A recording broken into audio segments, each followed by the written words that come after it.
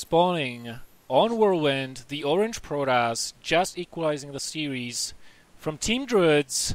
In the top right corner, it is Krallman. And spawning cross position is the best possible situation right now. For our pink Zerg in the lower left-hand corner representing Team S to improve, he is Fluttershy. And yeah, game 3 is going to be damn exciting. Raven one back in the chat asking what's the race distribution like. Well, I can tell you it doesn't look like there's many Terrans. Actually, the first...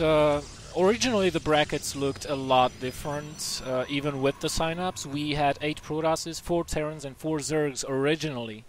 But one of the Terrans broke his arm while he was skiing. So he cannot play today, unfortunately. That would be Gwynblade from Czech Republic.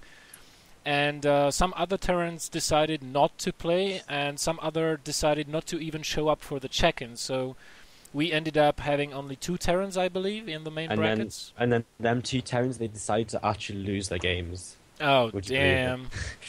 And one of them was a decently playing high master level player, so he must have met someone who was really tough.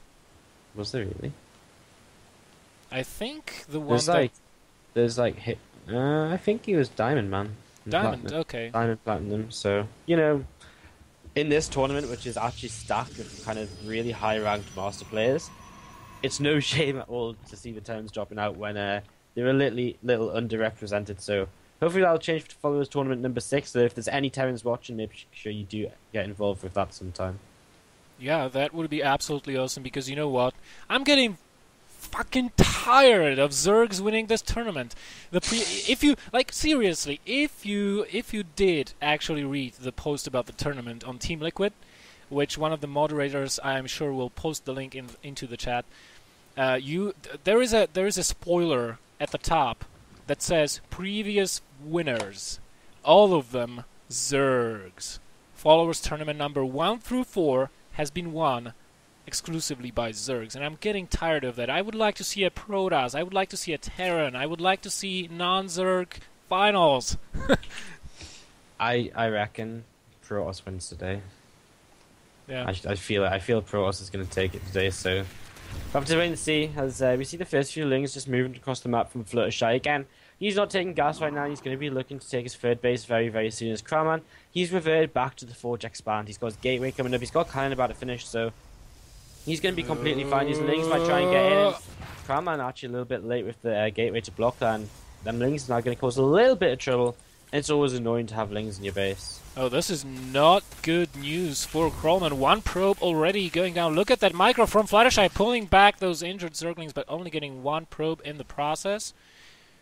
Let's see if he can get any more. No, Krallman very adamant about keeping his opponent out of his base, as he should be.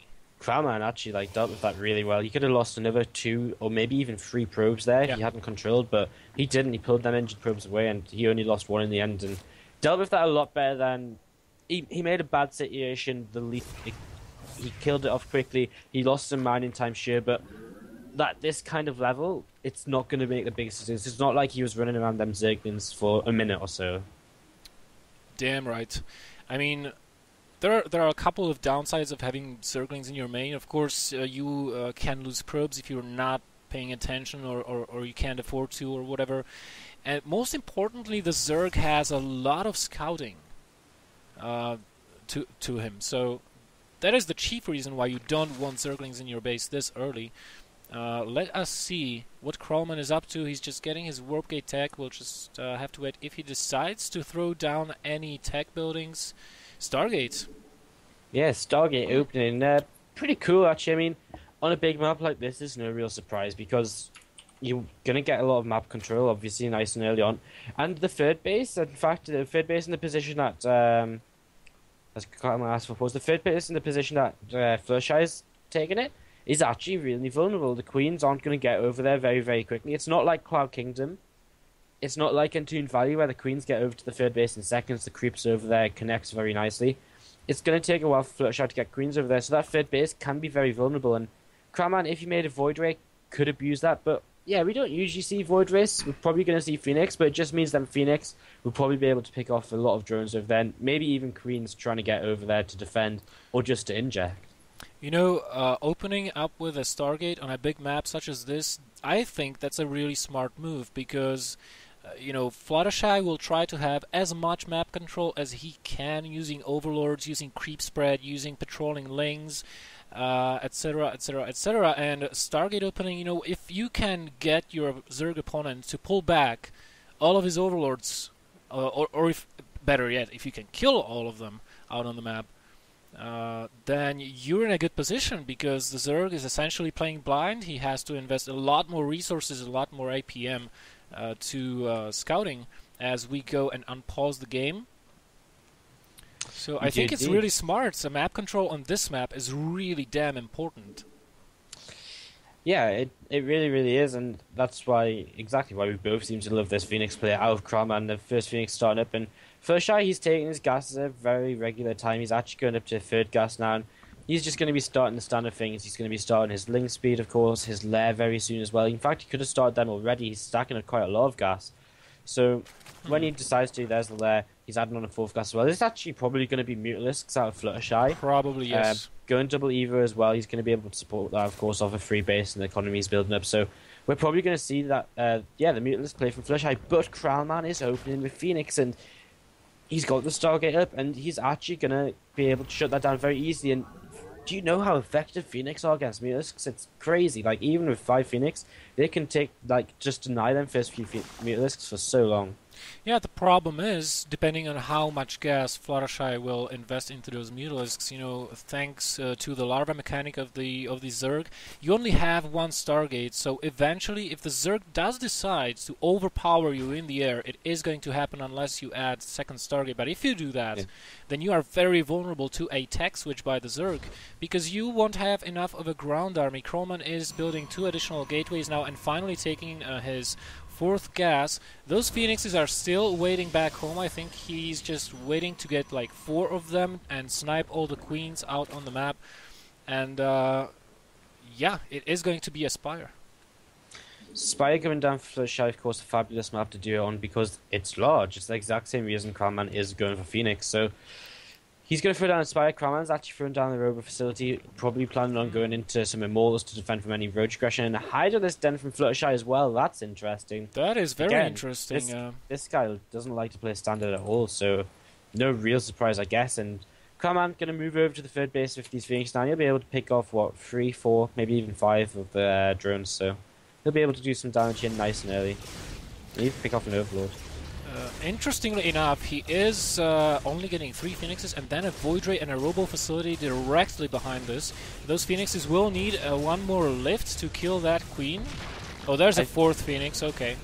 I actually really like this Void Ray because unless Fluttershy commits a lot of Spore Crawls to this base, the Queens aren't going to be able to save it because, well, the creep's over there now, but if Fluttershy doesn't respond correctly, that Void Ray can do a lot of damage to that base. So we'll see how he does respond. We'll see if he makes some more Queens. He should be starting up a few more in the production tab. And Krallman is actually going to go straight into the Robo Bay here.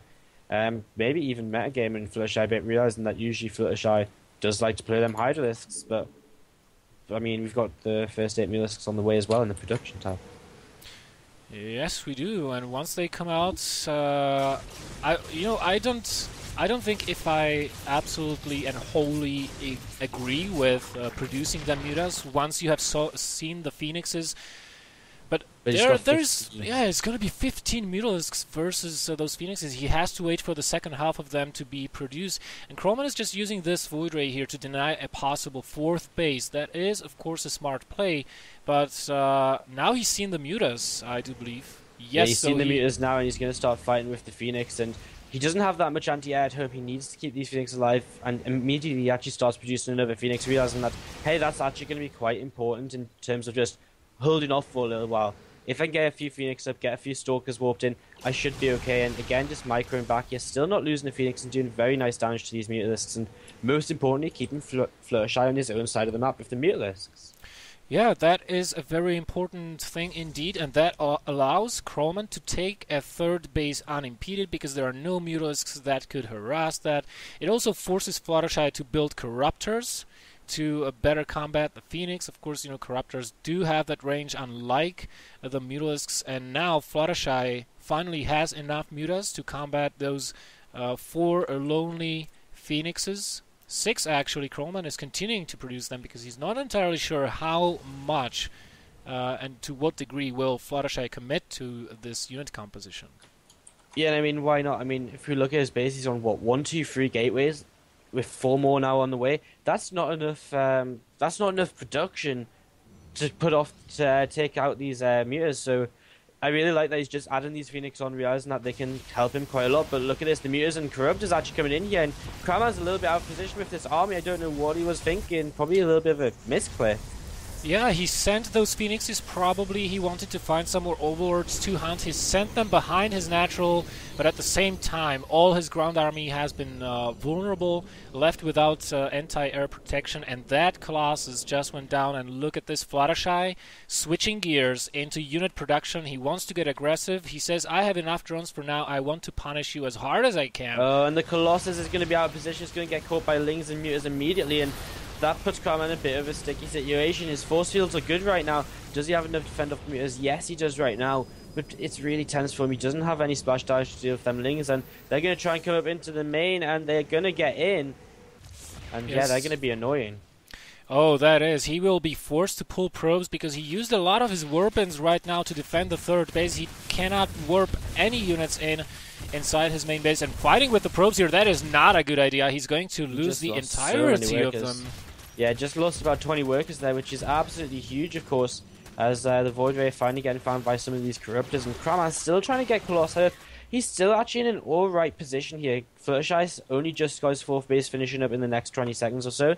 His supply is still only about 20 behind or so, and army supply-wise he's only about 20 behind as well. And, of course, Mutas aren't the best fighting units. The problem is Krallman can't afford to move out of his base right now because of these Mutalisks, and a couple of Mutas do get picked off there, and Fluttershy maybe is a bit more careful with them. But look at this, the Ling's starting to run in once again into the third, into the natural, and all of them Phoenix now die. Yeah, the Phoenix are dead, the Mutalisks are still alive. There is enough anti-air to push this back. Krallman not continuing his upgrades though. He is still only on 1-1. Let's look. What are the upgrades for the Zerg? 2-1. And Fluttershy is investing heavily into air tech, into air upgrades. No hive still though. He wants to finish this game on lair tech. I don't think if he can entirely do that. I mean, the army and the Stalker count for Krallman is getting bigger and bigger by the second, and now Fluttershy has to realize that the time for the Muta usefulness has kind of passed. Yeah, them Mutas, they're kind of becoming redundant here, although, I mean, more recently we've seen a lot of players just keep building Mutas and keep building, finding it that they can actually trade with the Stalkers, but Fluttershy, he's kind of stopped upgrading them. He's finally going to go into the Infestors, and Krallman's just giving up his third base right now.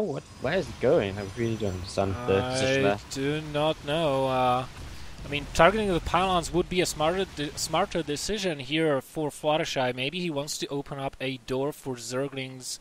I don't really know. Those Zerglings we have a couple of them out on the map. Well, a couple, a small group. But they're getting taken down by the Colossi. The Mutalisks are trying to go in. This is not a good engagement for Fluttershy. No, not at all. But, Krallman, he's actually not got Twilight Council all game long. And that hurts him more than just Blink. That means he's not got +2 on the way at all. And at this point in the game, you'd expect the Cross to be up at +3 and then Mutas to really start dropping down much faster. And, of course, on top of that, the Blink Stalkers, the lack of that. Oh, sorry, he does have Twilight Council somewhere because he just started up Templar Archives. Yeah, he does. He just didn't start the upgrades. He just didn't use it. Yeah, I actually can't see it. I'm looking around for it It's everywhere. at the top of the menu. Oh, there it is.